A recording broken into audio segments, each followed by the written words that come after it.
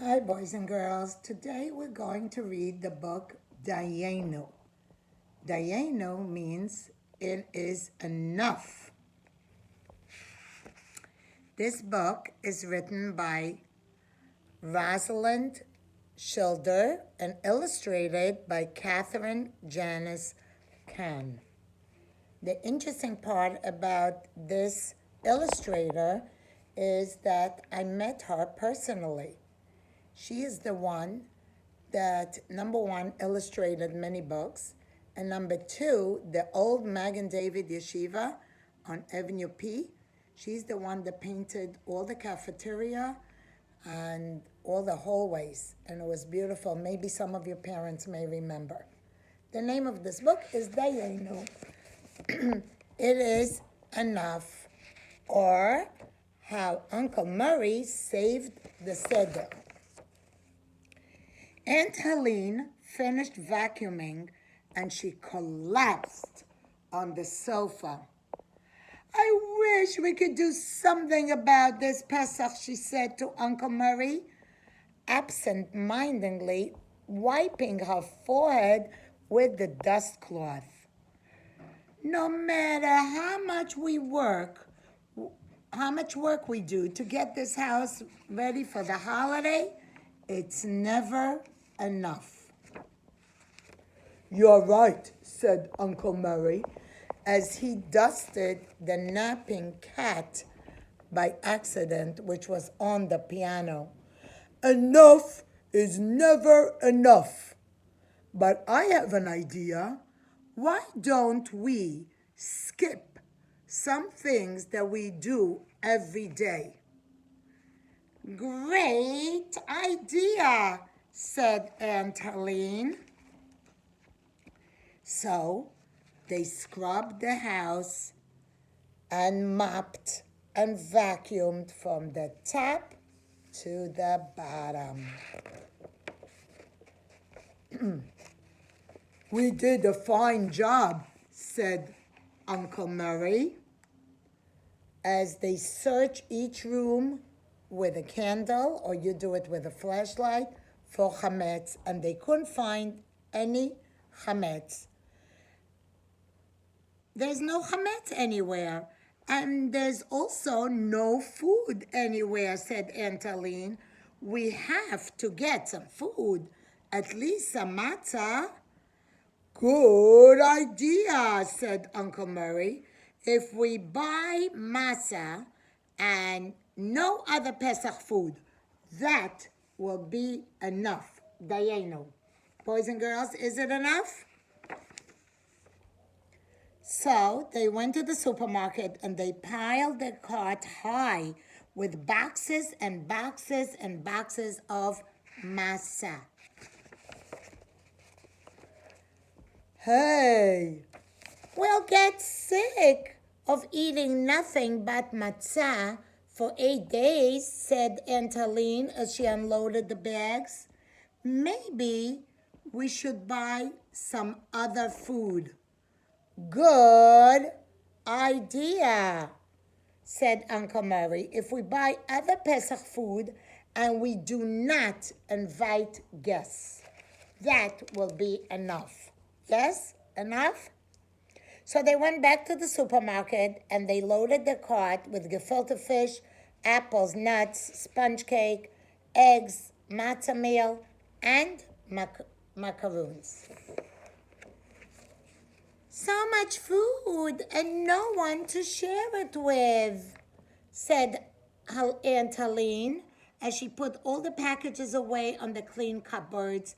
Let's invite a few guests. So Aunt Helene and Uncle Murray telephoned all their 9 nieces and nephews. They're calling. Then they prepared a big dinner.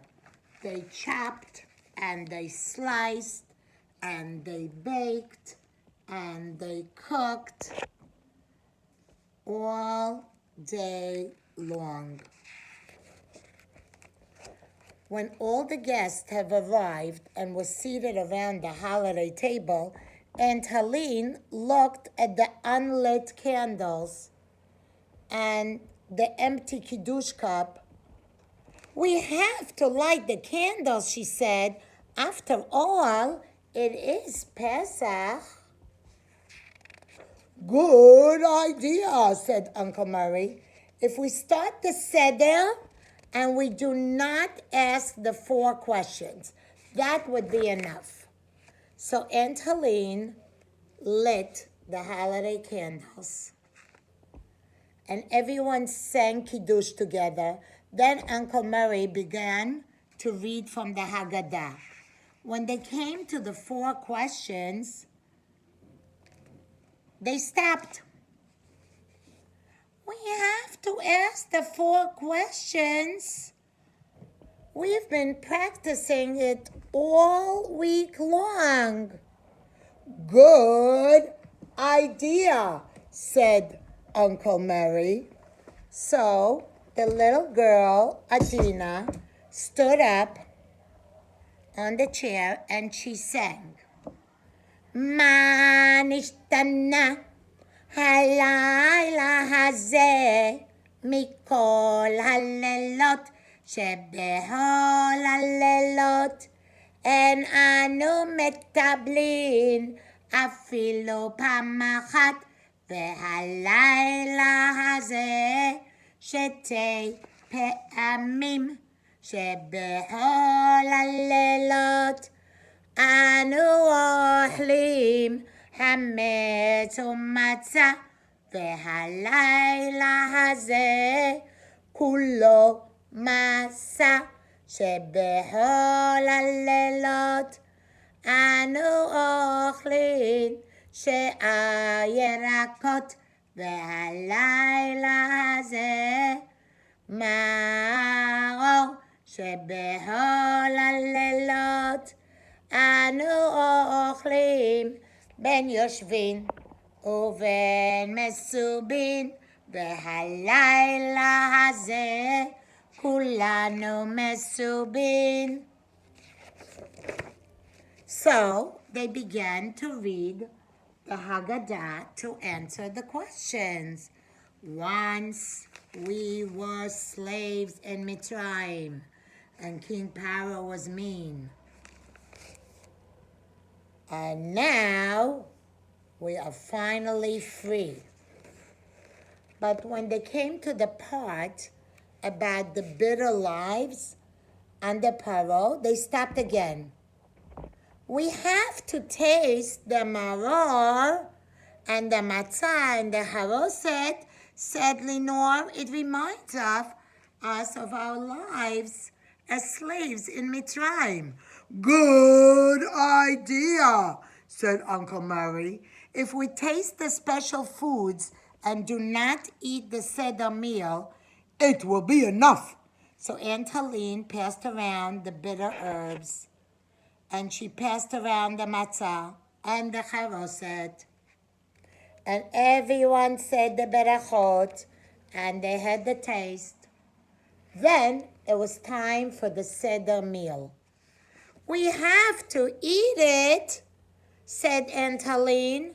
"Uncle Murray and I worked so hard." "Good idea," said Uncle Murray. "If we eat the meal and we do not share the afikoman, that will be enough." Everyone was so hungry that the delicious food quickly disappeared. When it was time for dessert, Laurie and Judith proudly came forward with the afikoman. They said, "Because we found it." "Good idea," said Uncle Murray. "If we share the afikoman, which is the dessert, and do not welcome Eliyahu, that would be enough." So they ended up doing everything. And then they wanted to sing the last songs. "We have to sing the songs," said Ronald. "What's a seder without songs?" "Good idea," said Uncle Murray.